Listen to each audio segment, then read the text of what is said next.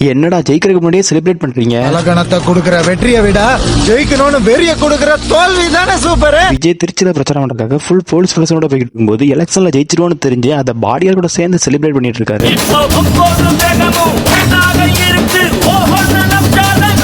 திருச்சியில் உள்ள அம்மன் கோயில ஒரு அர்ச்சனையை போட்டு ஆலயத்துல முட்டி போட்டு நடந்து மசூதியில ஒரு தொழுவை போட்டு பிரச்சாரத்தை ஆரம்பிச்சாரு. இந்து முஸ்லீம் கிறிஸ்டியன் எல்லா சாமியும் கழுத்துல மாட்டிட்டு இருக்க. எல்லா சாமியும் கும்பிட்டு வைப்போம், ஆபத்துனா ஏதாவது ஒண்ணு வந்து காப்பாத்துங்க. ஆசையா வளர்த்த புறாவை விஜய் கிட்ட கொடுத்து அதை அவர் கையால பறக்க விட்டு வெடிக்க பார்த்தாங்க.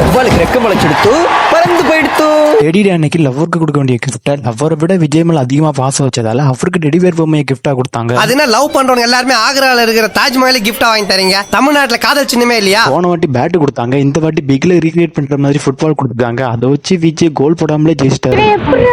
விஜய் ஓட்டு கேட்டு பிரச்சாரம் பண்ண வந்த இடத்துல அவர் தூங்குறதுக்கு தலைவாணியை கிஃப்டா கொடுத்துருக்காங்க. எதுக்கு வந்தோன்றதையே மறந்துட்டு நஜ சமையல்காரனாவே மாறிட்டாங்க.